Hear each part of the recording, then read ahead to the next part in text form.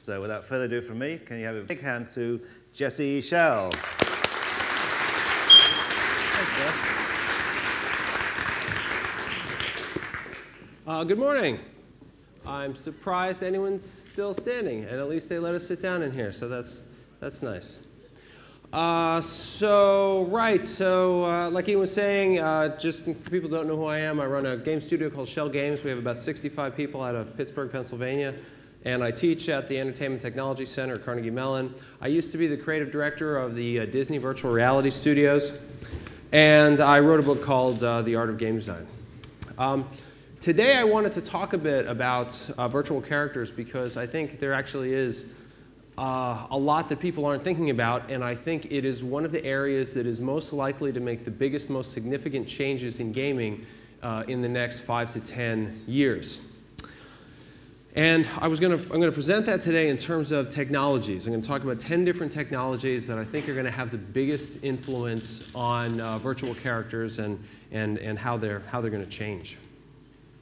If you are interested in creating good characters, there's a great book right now you should take a look at, Better Game Characters by Design by Catherine Isbister. And what I really like about this book is she takes a mix of things that designers and storytellers know about characters, but then she also goes to the world of psychology, and she takes a lot of useful tools from there, and she brings them together.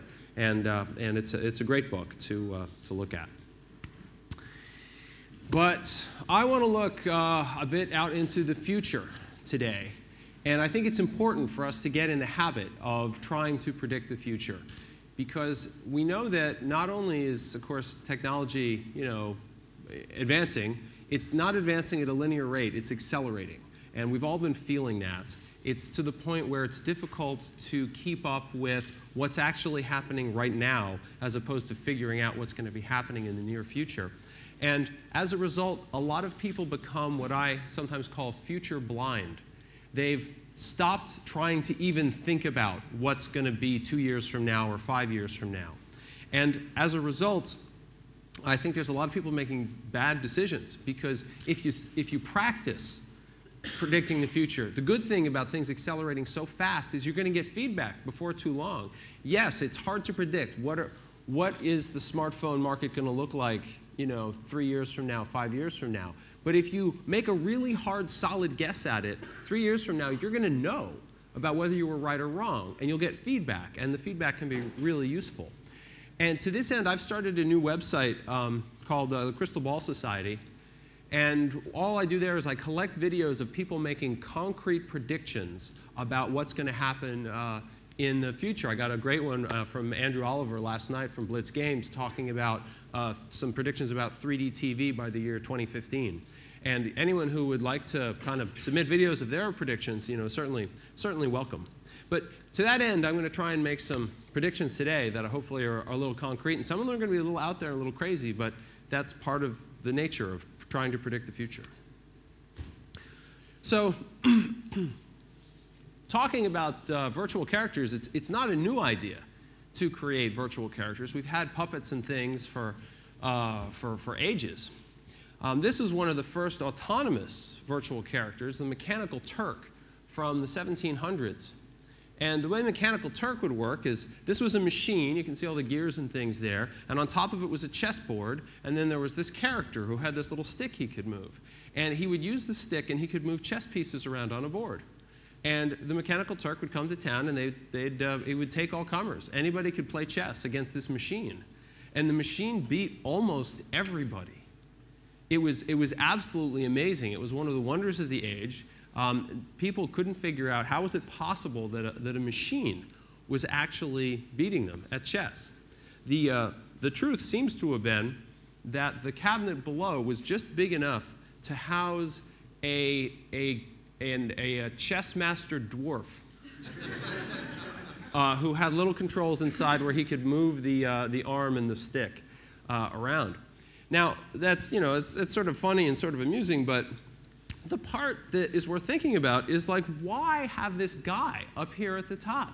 You don't need him. You could have just had it be a machine. And there's something we like about these magical autonomous characters kind of coming to life. The idea that there is something living and alive and smart. A slightly more modern, similar case. So this was a picture of my grandfather, Schell, who was one of the early computer programmers. He worked on a machine called ENIAC back in 1948. And he helped move it when it was purchased by the Pentagon he helped move it from University of Pennsylvania to the Pentagon. And in doing so, he had to make some test programs. And because when you move this thing, man, it's tough. You think some of the modern game consoles can be a little bit flaky. This thing would red ring like, anyway. So one of the test programs he made was probably one of the first computer games. It was based on the ancient Egyptian game of Nim, where you draw toothpicks from rows, and you're trying to be the player who draws the last set of toothpicks. You can only draw certain numbers. And it's a cute little game. It's an interesting little strategy game. But the trick about it is the person who goes second, if you know a certain trick, you can always win. And it was an easy trick to program into even as simple a computer as ENIAC. And my grandfather did this partly to amuse himself, I think, but then also because he knew they needed to impress all these generals about how smart this machine was. And by having it play a strategy game against them, it took it from being just a calculator, which was how they all saw it, something for calculating trajectories, into a strategic mind. And since it could beat them every time, because it knew the trick, they were very impressed by this machine. So talking about some of the advances, I actually want to talk about some of the advances in puppetry. I don't know if people have seen the modern version of the Mickey Mouse character at the Disney parks. Say, how old are you, pal? Aww, thank you. 3 years old? Wow. Hi, Madison. I like your princess shirt. Aww. Oh my goodness. Cheese. Oh my. So that's, I don't know, almost disturbing, right? There's something about, there's something magical when kids go to these parks. They want to meet these characters, and they want them to kind of be alive. And having eye blinks and having a lip sync, as we all know, makes characters seem more realistic. But even still, there's always something that's a little unsettling about these characters. There's something where we're not totally comfortable. And I actually used to do amusement park work, and I would sometimes be in these characters. And there was behavior you'd see from the children that would sometimes seem counterintuitive. The children would be excited. Some of them would be scared, and you could expect that. A 6-foot rat, that's going to scare anybody. But there was this other thing where suddenly they would become explosively angry. And I didn't understand it at first. But after a while, I started to pick up on what it was. When the characters are at a distance or on television, it's very easy for the kids to imagine them as real in some context. But when they get up close and personal with them, they start to realize what this really is. They start to realize this isn't like a living mouse. This is a person in a costume. And suddenly they realize they've been fooled, they've been tricked, they've been lied to, and they're angry about it. And I just have always found that interesting because the psychology of these characters is important. And the kids are so mad because they do want these characters to be real. Now, there have been more advances in this sort of virtual puppetry. I'm going to show you an interface here from the project started at the school where I work. This is Quasi the robot. So he's a character who meets and talks to kids. And this is the control panel that the hidden operator uses. You can see he's dragging around these little rectangles here.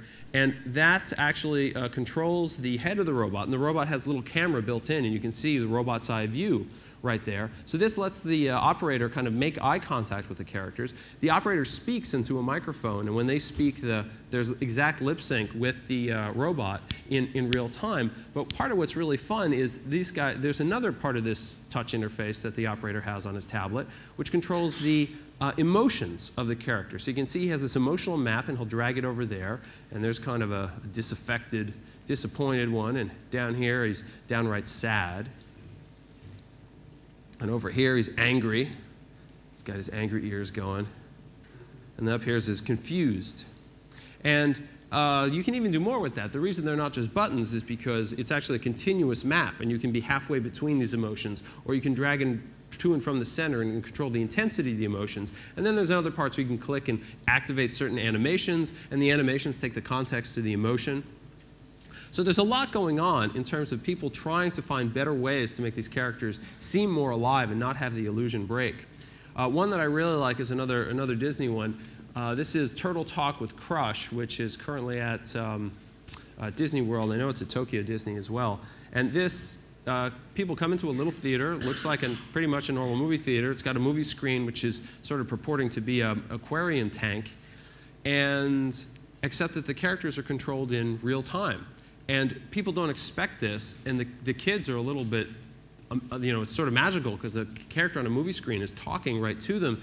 And then what's funny is the parents are always slow to pick up. The parents are just kind of watching, and then they're like, wait, what? How is this happening? So it'll show a little sample of that. Well, hey, Jason, dude. Yeah, what's up, Crush? Dude, ever on this movie about there's a dude in like a swirly-looking shawl? Yeah, this like guy right here. Shawl, dude. Yeah, looks like seawater, dude. Yeah, Shaw. What's your name, dude? Alex. Oh, dude, I'm gonna call you A-Frame. Shaw. Hey, so A-Frame, dude, do you know how to talk like a turtle? No. Well, dude, no worries, dude. I will teach you. All right, A-Frame, dude, can you say totally? Totally. Good, dude. Can you say sweet? Okay, can you put the two words together, dude, and say them really loud? No. Oh, I don't want to.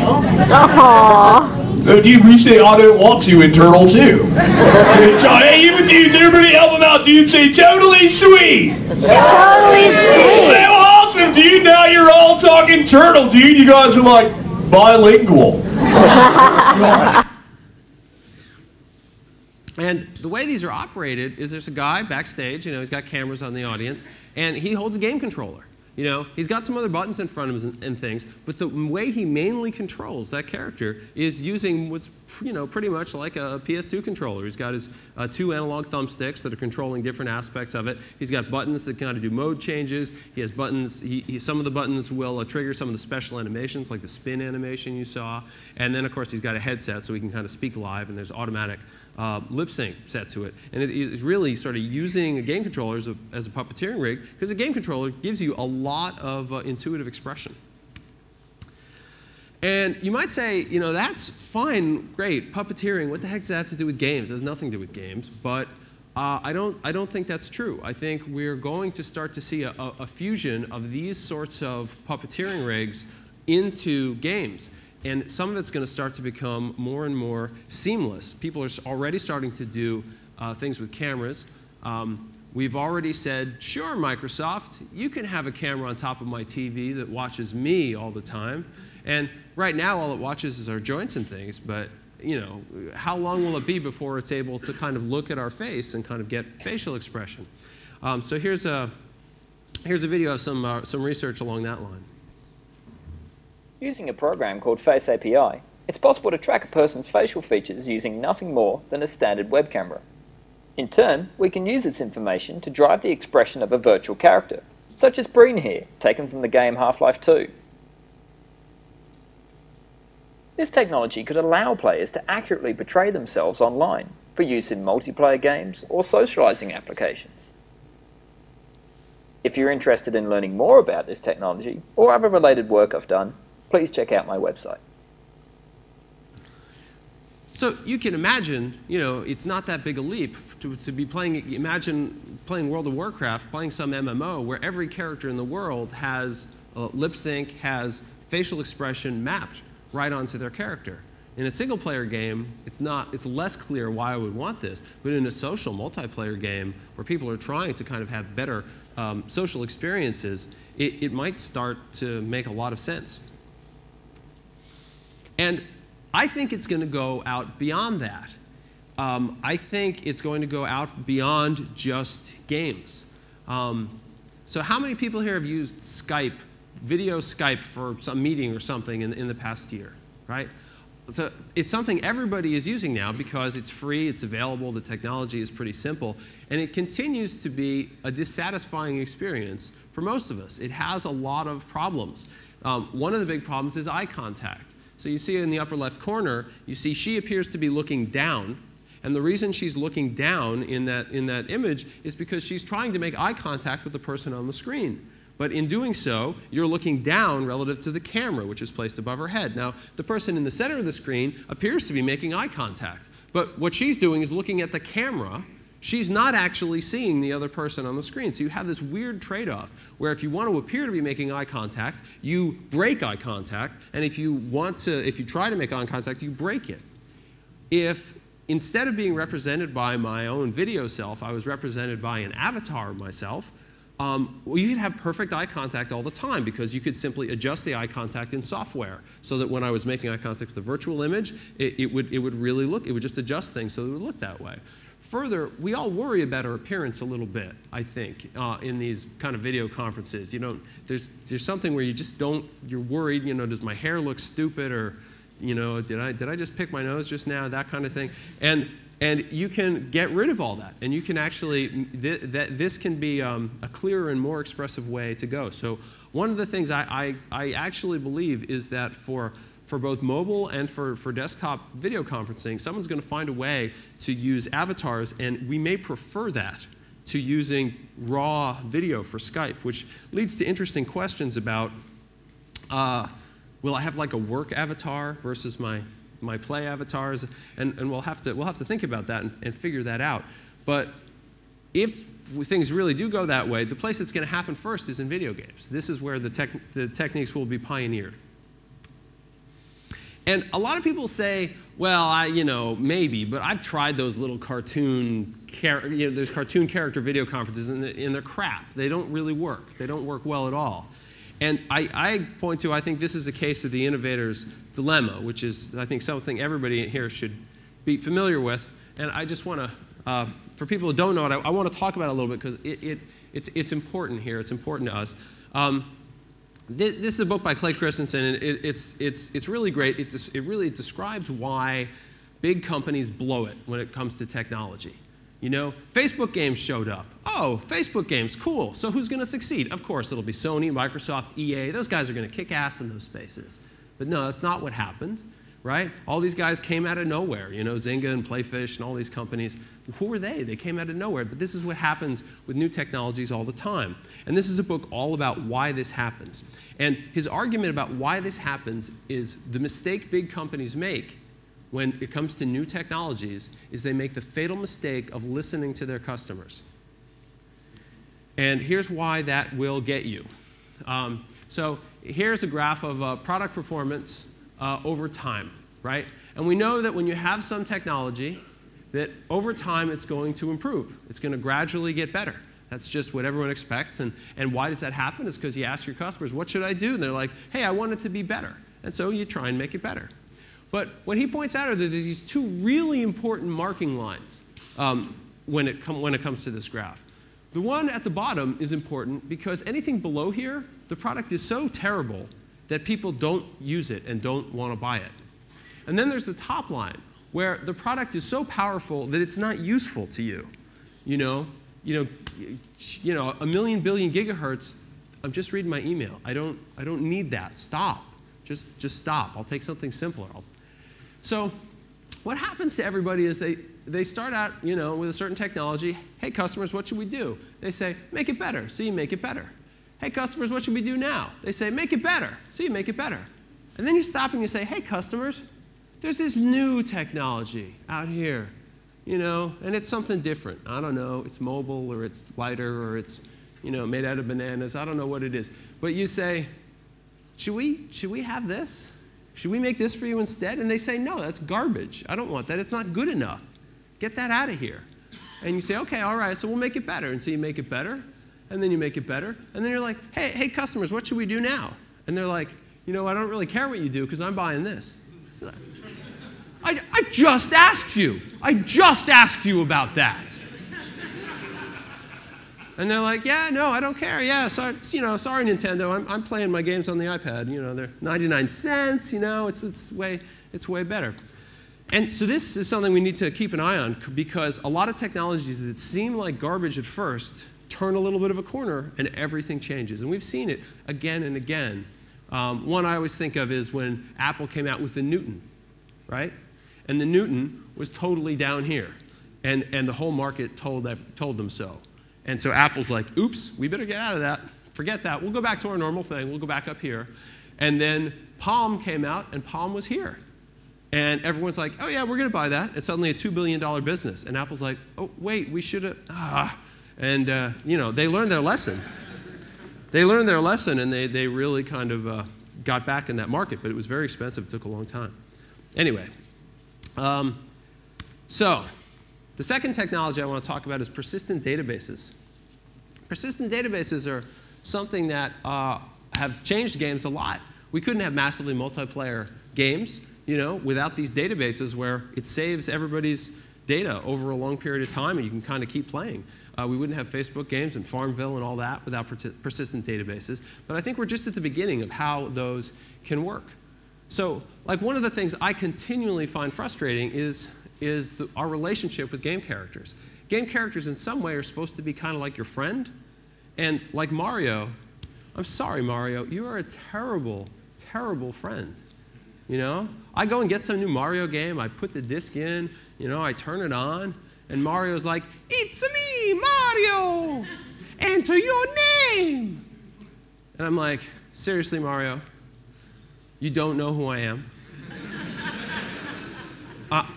And I know it's you, Mario. I mean, you don't need to tell me it's me, Mario. I know that.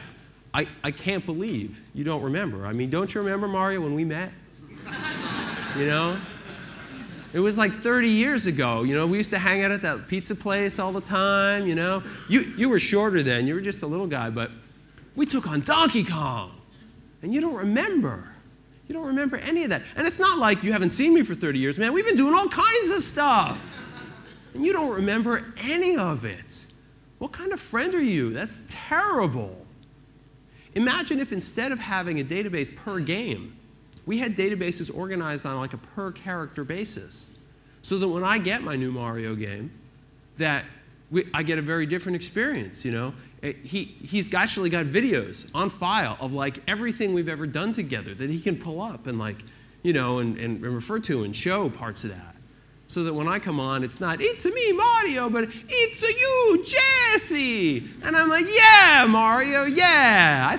I thought you forgot for a second, but no. No, cool, good to see you again, man. That's cool. So I think that's one of the things that's going to start to happen, because there's not a lot of technology in the way, and it's a way characters can get more meaningful and more powerful. Now this leads to some questions. I remember this one time I was a little kid, I was maybe 7 years old, and I was on a long car ride with my father. And it's all quiet, we're driving along. And all of a sudden he says, if you could have a friend who was a ghost, how old would you want them to be? And I said, well, I guess my age, so we could play together and stuff. And he says, yeah, but you'll get older and the ghost won't. And I said, oh, yeah, I didn't think of that. And he says, yeah, that's why you got to think about these things. Which sounds crazy, but, it's something we ought to think about, right? Because we know that our players change over time. Our players get older. Their tastes change. If we want them to have a long-term relationship with the character is going to need to change too. It's interesting to think about a world where some character you meet when you're 8 years old, changes for when you're 11 and changes for when you're a teenager and changes when you're an adult. And it's weird to think about this long relationship with characters, but in some ways we want this long relationship. A lot of us keep coming back to the same games with the same types of characters, the same story worlds. And more than that, most people, when they pick their user ID and their kind of identity, it's like the one they picked when they were 14 years old, and you kind of stick with it your whole life. And so we need to think about that persistence to make sure the characters can go with us. Okay, so the third technology is speech recognition. I love this Penny Arcade cartoon about the voice control on the Xbox. Yeah, Xbox kill. And it did feel really cool and powerful when Kinect first had the voice control, you know, because it's like, yeah, you know, Kinect, open tray. It's like, yeah. And then you got to get off the couch and walk over and put the disc in. So that part's kind of dumb. But the speech recognition is important because that's how we interact with other people. And that's how we want to interact with characters. But it's something characters haven't been very good at up until now. Computers can do a lot of things, but like listening is one of the things they're not very good at right now. I want to show this clip. I don't know if everybody's seen this of the demo they showed at E3 from Mass Effect 3 because they're taking some steps with voice recognition there.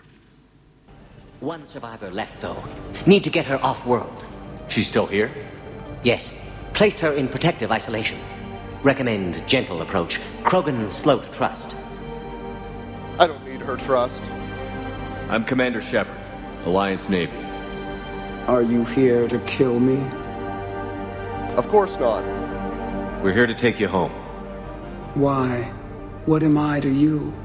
You're the Krogan's last hope. You're the future of the Krogan race. I'm fighting for that. Then I hope you brought an army.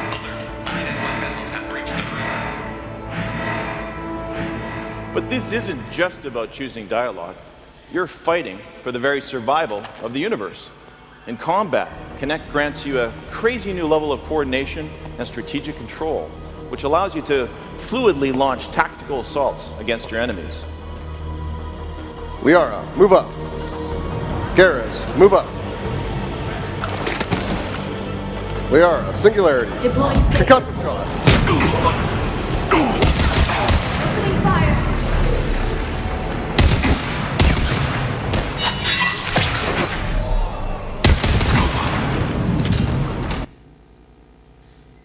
So there's a few things to think about there. Because they're using voice in two ways. One of them is in the latter part where you're sort of cool. You control your character because your hands are totally engaged, so you're doing that. And then you kind of give voice commands to the other characters to kind of control your squad. That's cool and that's helpful. And it's interesting to look at the front part where they're doing the dialogue tree. Now, you could just be hitting A and B buttons or whatever in order to select between these two choices, and that's the way we've always done it. And it might even seem totally corny to have to say the line out loud. But on the other hand, maybe there is something there because there is something by actually speaking the dialogue that pulls you in and in a way that just hitting B doesn't do. And I found it interesting they made the choice not to have the character repeat what you said because you just said it, right? So you say it, and then Shepard kind of continues the conversation as if he'd said what you just said. And it creates this situation where it's kind of like the two of you are a team, right? There's stuff he chooses to say, and then there's a choice for you, and you say it, but the character's kind of talking to both of you at once. So it sort of changes your relationship with your avatar in a way that I think is sort of cool. It does make the avatar kind of more like your friend. The two of you are working together. So time will tell whether that's controlling dialogue that way is a gimmick or whether it'll become something more normal. Chris Swain is a professor at USC, and he made this prediction that I have found very thought-provoking. He talks about, he has strong beliefs that games are going to become intensely powerful in the 21st century. He makes an argument that when film first showed up and it was silent, people did not take it very seriously. It was not taken seriously as an artistic medium, as a medium of communication, or even much as a medium of entertainment. It was kind of considered something that was kind of fluff, kind of for kids, kind of silly, kind of for people who weren't very smart. A lot of the same criticisms that video games get today. But then everything changed with one movie. The Jazz Singer comes out. It's the first talking movie, and everything changes. And suddenly, in a very short time, film becomes what Chris calls the literature of the 20th century. film quickly became the dominant medium, the dominant way that we communicated, that we thought about things, the way we got our information, and in terms of the way we took things seriously. And he argues that we're in the exact same position with games. Right now, games are considered sort of a silly, fluffy thing that's sort of peripheral to society, and that's going to change. Not when they learn to talk. Games have been able to talk for many years now, but what games can't do is listen. And that once games can listen so that you can actually have a meaningful conversation with another video game character, he argues that everything will change, and just as film ended up dominating the 20th century, games will dominate the 21st century, not just as entertainment, but as the way we get our information about the world, in terms of the way we communicate with each other, and in terms of you know, just really the way we interact with all of society.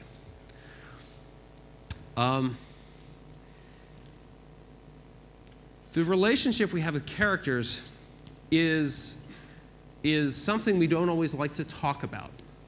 I love this example. This is a character named Drizzt from the Forgotten Realms series. And Drizzt became kind of sort of a cult figure. A lot of people really related to this dark elf, bad boy kind of character. And I had a student who told me this story once about he was playing a Forgotten Realms game that involved kind of some dialogue back and forth, where you'd have these kind of dialogue trees and things. And he's playing the game, and his roommate kind of walks by. And his roommate's like, hey, is that Drizzt in that game? And he says, yeah, it's Drizzt. Why do you care? You hate these games. You hate these kind of video games. He's like, yeah, but do you think I could play it for a bit?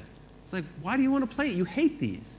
He says, well, yeah, I don't really care about the game so much, but boy, I've read a lot of these books, and I've always kind of wanted to meet that guy.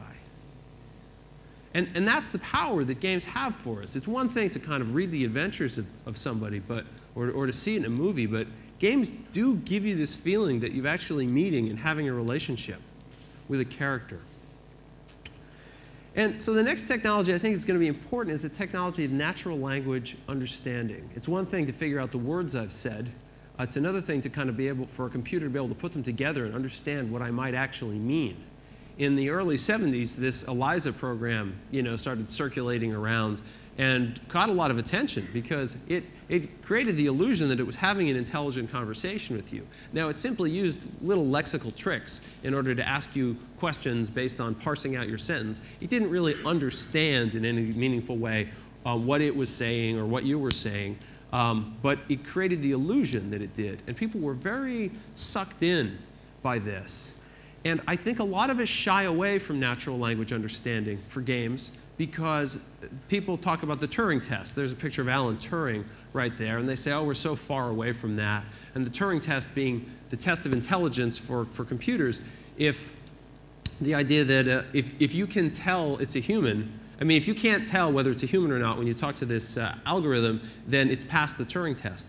And I think that really messes us up because there are a lot of things I could simulate that would be interesting to talk to that would not pass the Turing test. C-3PO would not pass the Turing test. Data from Star Trek would not pass the Turing test. But if I could make a simulation of what it was like to talk to those guys, it'd be an incredibly cool experience.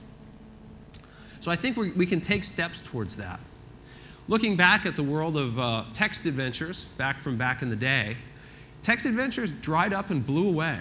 They just left us. And people say, well, yeah, sure, because graphics are cooler.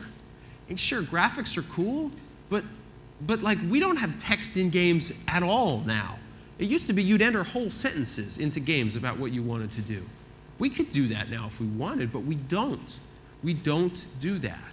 And it's not just because of graphics, because you can put graphics and sentences together. That's easily done. I think it's because there is a promise that text adventures give that text adventures don't deliver. They give you this little prompt and say, type anything. And you type stuff like, oh, I'm at a house. All right, I'm going to paint the house. And it's like, what? I don't even know what that means. Like, try something else. And you realize, okay, I can only do a tiny limited number of things that you want me to do. I don't really have the freedom that you're implying. And that, I think, is the true frustration with text adventures. But again, with persistent databases and with things being able to grow, I think that's going to be able to change. So a lot of people, hands up if you played Scribblenauts.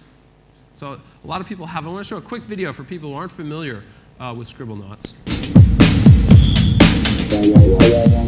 E3 2009, we're at the Warner Brothers booth with Matt Cox, lead designer of Scribblenauts. What's this game all about? Scribblenauts is a puzzle action game in which anything you can think of, any object you can think of in your head to solve the puzzle, you can write down and it'll appear in the game and you can use it. How many puzzles, how many objects? There are 220 levels. Some are action levels, which are just about getting to the star, and some are puzzle levels, which are about solving a clue or solving a little mission to get the star to appear. And there are, tens of thousands of objects. We've really lost count, but as long as it's not vulgar or copyrighted and you can actually drag it around in real time, it's in the game. All right, Matt Cox, Scribblenauts. Check for it.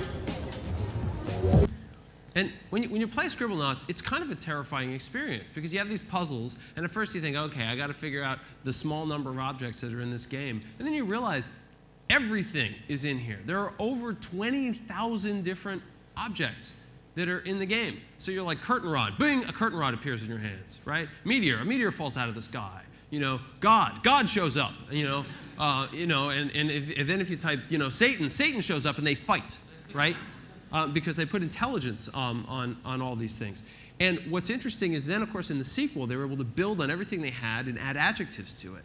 And I think we're going to start to see a world where people are able to build out a lot more freedom in the way you can interact with other characters and be able to interact with the world because we are able to grow, build on top of what we've done before. So we showed before the facial sensing stuff. The next step of that is to be able to sense your emotion. The way we sense each other's emotions is mostly by looking at each other's faces. It's not going to be that big a step for the computer to be able to sense your frustration, whether you're angry, whether you're laughing. And once you have characters in a game that can sense that, they tell a joke and they can tell whether you thought it was funny or not, right? Or someone tells you their sad story about how their dog died, and if you don't actually cry, you don't make it to level 5, We're going to start to enter a world where emotional interaction with characters is going to be possible. Now let's take, along that line, let's take a look at a little video of the Milo demo. We've been experimenting with something here. I'd like you to meet a boy called Milo. He's a character that can recognize us, he can recognize our faces, he can recognize our voices, he can recognize emotions in us. And this is Claire. She's going to introduce you to Milo. Hi, Milo. How you doing? Hi, Claire. You okay? Actually, I'm a bit nervous. You? Nervous? I don't believe it. I'm not sure I believe it either, Milo. So, this was a really cool demo, and it really caught all of our imagination. Unfortunately, it seems to have largely been constructed out of vapor and lies. And that's, that's fine. But setting that aside, it is an exciting vision of where we could potentially go. The idea of me being able to use a camera to have a face-to-face conversation with a character who can understand what I say, understand how I feel, is going to create possibilities that are going to make games very different than they are now. Which leads to this question of who are we going to talk to? Most of the people, when we talk about talking to other characters, they make this assumption that, okay, yeah, there's me, I'm my avatar, and I'm going to talk, and that's going to mean my avatar, just like we saw with Shepard there, is going to be talking to other characters, NPCs in the game, and that's where most of the talking is going to be. And I think that's going to be part of it, but I'm starting to suspect that just as I was talking about with Shepard in Mass Effect 3, how the two of you start to become a team. Imagine when that other character goes away. Why wouldn't I just talk to Shepard for a little bit?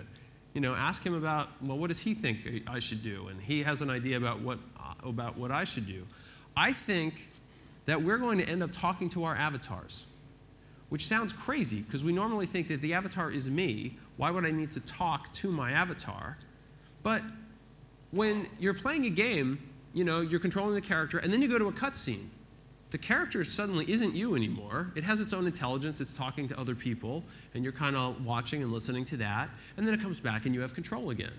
how much, is it really that much weirder if during the cutscene the character talks to me too, and we have a little chat, and then we kind of plan and we kind of get this ready, and I say, you know, why don't you pick up these things and why don't you do that? And he's like, well, okay, I could, but aren't you worried about this and aren't you worried about that? I'm like, oh yeah, you're right, let's get some of these. Okay, do we have everything? All right, let's go, and now I'm controlling him again. I don't know if it's that unusual. And I think that we're going to stop thinking of them as avatars in the traditional way. And I use a different phrase. I use virtual companions is sort of the way I think of them, because I think we're going to be kind of going through these worlds together as a team. So the next technology is integrated multi-platform games. It's one of the things that's starting to happen now. We see that games are showing up all over the place on all these different platforms. We used to just have a couple, and now it's like, oh, games in my pocket and games in my tablet, and next it's going to be games in my car, right? I mean, we're going to have games all over the place in all these different places. And it used to be we'd, you know, hey, you make it for Wii and also port it to these other platforms, and you try and make it identical experience, but I think it's going to change. I think the way you play World of Warcraft on your PC will be different than on your mobile, which will be different than the way you want to play it on your TV. You're going to want to do different things in different places, but connect into the same database. And the characters are going to want to go there too. You're going to want to have a character. If you can have like a character who you talk to all the time and he's kind of your buddy, why wouldn't you have him in your pocket and in your car and in your tablet and in your PC and in your Facebook? So the characters are going to want to go across all these platforms so they can be with you whenever you want them there. And then, of course, what's cool about these characters is they can interface to so many things. We're already finding how overwhelming it can be. Most people on Facebook have way more friends than are their real friends, because they're people you kind of know or kind of in your life or kind of know you, and people quickly end up with hundreds of Facebook friends. You can't manage all that. You can't figure out all the updates and everything that are going on. But say you had an intelligent character who was kind of checking it all out, and you could kind of talk to him. Because if you're used to talking to this guy in games anyway, and he's learned your voice, and he knows how you talk, and he knows all this, and you're playing a game, why not ask him, hey, you know, by the way, Mario, do you know the weather for tomorrow? You know, and sure, he totally does. He has the whole internet at his fingertips. And if you're already dealing with this guy, why not ask him about the weather? Or ask him about, like, your girlfriend's Facebook status updates, or ask him about a Google search, or ask him about anything. And it won't surprise me if these characters start to become a primary interface to the internet for us. But of course, it's going to start with games first. So there's a lot of stuff, right? So, you know, the character might look at your Facebook events. He might keep track of like all the games bought by all your friends, and then kind of say, hey, did you know that he bought this game too? Want me to hook you guys up? Actually, let me just bring him in right now. You know, you can do that easily. If you've got GPS in your pocket, you have a game character who knows everywhere you've been and where you're going, and make suggestions about that. Health data, you know, if you're using a pedometer, or if you're tracking your weight on a regular basis, you know, it can be like, you might need the Wii Fit right now. You know, it's a good time to make a suggestion. Might be able to kind of make new friends for you based on what it knows about other people. Since it knows what you like and it knows who else is playing what games, these characters might start serving as matchmakers through these games. You're already letting Google scan every email you send and receive and sell you stuff. Why not have your characters scan all the emails and things so that it can kind of get useful information to you? And same thing, all the data from when you buy things, and data from all your games, how things are going at work. Any amount of data is going to be able to fit in to these characters. And there are so many potentials there. Another one is teaching. A lot of people have commented on the fact we seem to be on the cusp of an explosion of new possibilities in educational games. Something is going to happen there. And I think a big part of it is going to be characters. Partly characters that can kind of help you learn, but one of the unexpected ways is characters that you teach.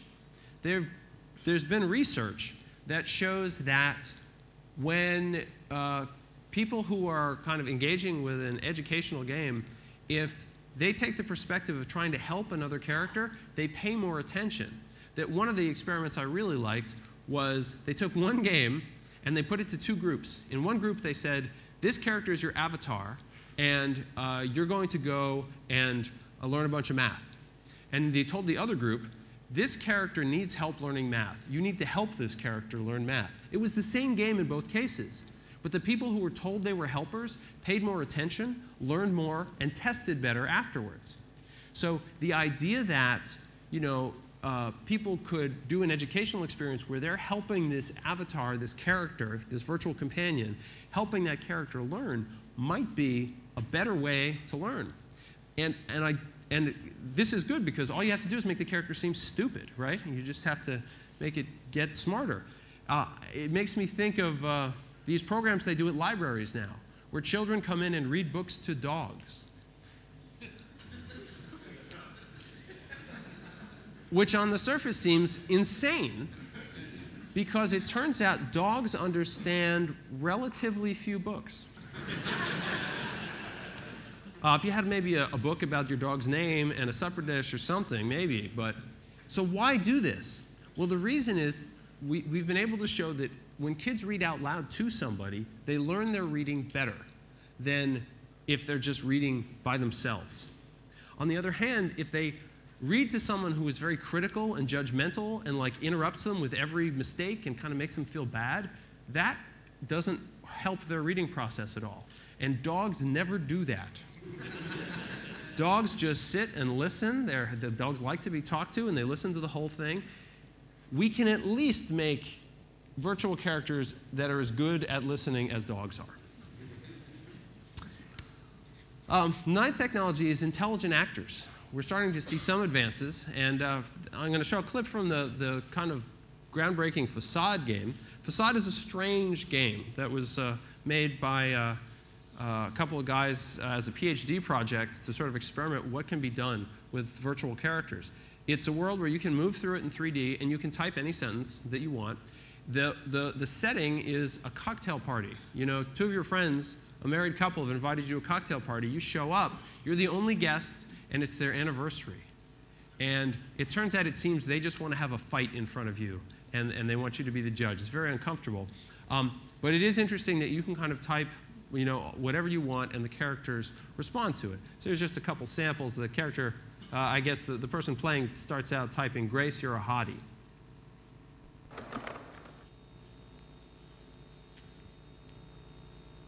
Andrew, you know that flirting with me is only going to make me wish I'd married you instead of Trip. Okay, that's enough, you two lovebirds. Okay, Andrew, I think this evening is over. You've got to leave. There's only so much you can expect to put up with, So what's interesting about Facade, when you play it, the story can go many directions, and anytime you play it, you only hear about 10% of the dialogue that is in the entire system. And it works like a lot of games. You've got AI characters who have goals, they're trying to meet their goals, but it has something that's very different that most AI characters don't have. The AI characters know about this, something that Matthias and Stern call the value arc. And the idea is this is the intensity of the story over time, the amount of tension in the story. And the characters are aware that good stories have this shape. They start out not very tense, they have little peaks of tension, and then there's a big kind of final blow-up at the end. And so how they choose to deliver their lines, they base on where we should be on the tension graph. So if we're here at the beginning and Trip's going to offer you a drink, he's like, so can I get you a drink? But if you're up here and for some reason his goal becomes to get you a drink, he's all, so can I get you a drink? And it's very interesting that the characters have goals as if they're in the world, but then they also know the storyteller's goals. They know the game designer's goals, and they kind of use those in almost like they're improvisational actors trying to bring things around. And that, I think, is the exciting part about Facade. It does turn out this is incredibly difficult and labor intensive to do. But I think we're going to see some advances that way. And the last technology I'll talk about is augmented reality. Mostly when we think about virtual characters, we think about indoor experiences, or I'm looking at a little screen and it's just I'm standing totally still.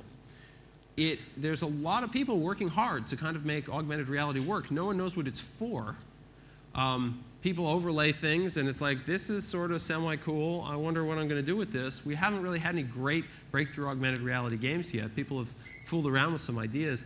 I think the breakthroughs are going to have to do with characters. You can imagine, not too distant future where you have glasses that can overlay some stuff into the environment, Why not overlay virtual character? In Wii Bowling, I can bowl. You know, why not if I can overlay here and I've got a thing that kind of sense my body motion. You know, I have a character who's like, you know, hey, throw me the ball, and you throw the ball, and the character runs out into the real world, and he gets it, and he throws it back, and you catch it.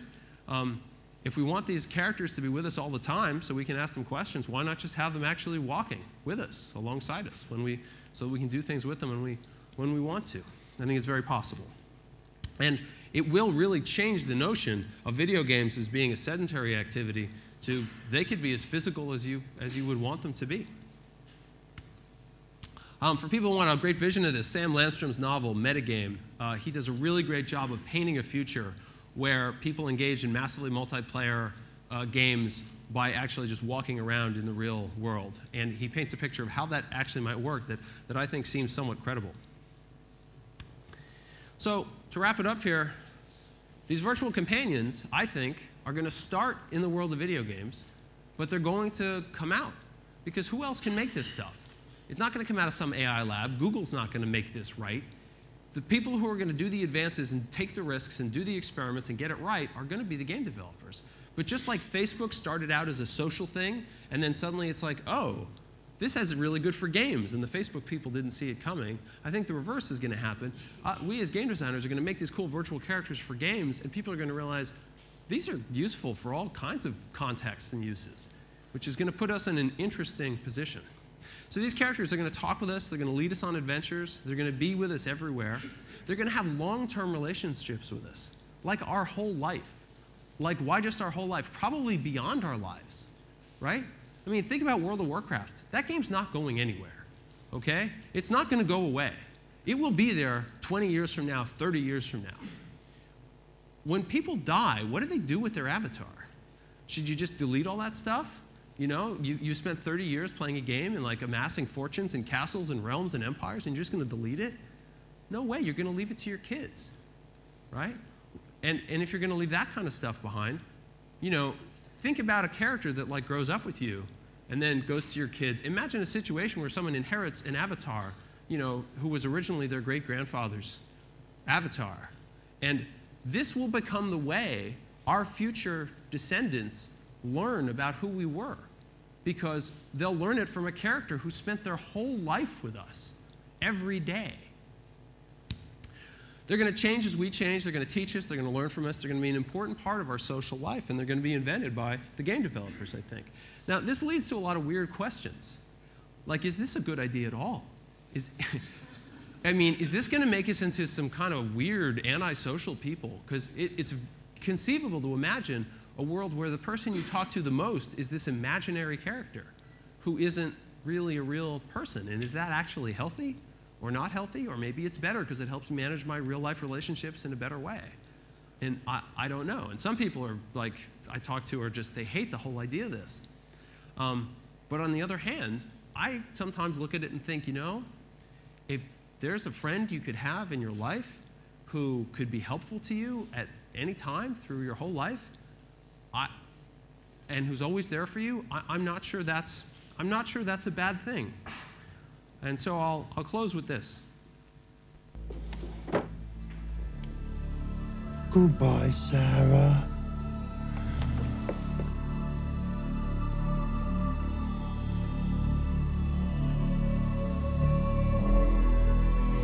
And remember, fair maiden, should you need us...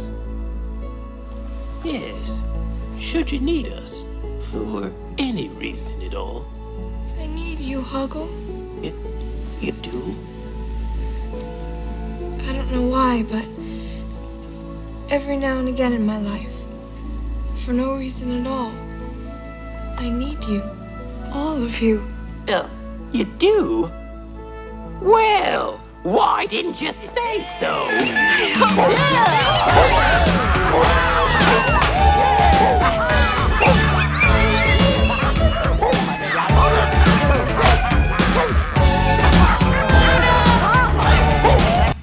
Thank you, everybody.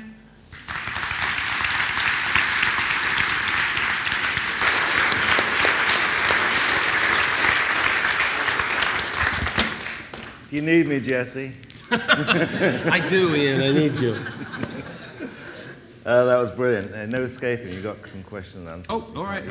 And we have you weren't here yesterday, I don't believe. Oh no, right. I heard so about this. So you missed the Shaquille O'Neal moment. So we're going to be inviting the audience to ask questions using this microphone and relying on my dexterity. If you want to, you can pretend it's a virtual character. Okay. What are you doing yourself in your own studio? Oh gosh, we're doing a lot of things. We're doing everything from theme parks to mobile to social to trying to figure out how to fit all these things together. We're doing a lot of MMO right now. It's an exciting time because there's just so much going on. Anything in the character area? Yeah, one of the ones I'm really excited about is a thing called Mechatars. We teamed up with a toy company called Bossa Nova, and we have these remote control robots for your living room that you play with. You got a little remote, but they fight virtual enemies, and you've got a hit point meter on your remote, and you're trying to fight these virtual, invisible enemies. And if your friend comes over and they bring a robot, the two of you can either fight each other or team up against the virtual enemies, and then you can plug this whole thing into a USB port, and there's a whole virtual world, and the characters that are just like robots in your living room are like living robots online, and you unlock stuff and you unlock new powers that you can then download into your guys in the living room. So, wow. Yeah, so we're playing with a lot of things in that area. Pretty cool. So, audience, I'm sure you all love Jesse. If we have a first question. Hi, Jesse. The stuff you talked about, first of all, it was a fantastic presentation. The vision of the future sounds certainly interesting, but it seems like there's some fairly awesome technical challenges and content challenges as well. The idea of natural language recognition, speech recognition, which seems like it's been a sort of thing that's obviously been chased for some time. And then I guess emotional recognition as well, which also seems like, wow, that seems like another awesome. So I'm just wondering, of the various things that need to happen, which seem to be a lot, is there one that is the kind of the key technical challenge that needs to be dealt with before this kind of world that you've talked about can exist? I think that a lot of things are going to happen in parallel, and it's hard to judge which ones are going to go fastest.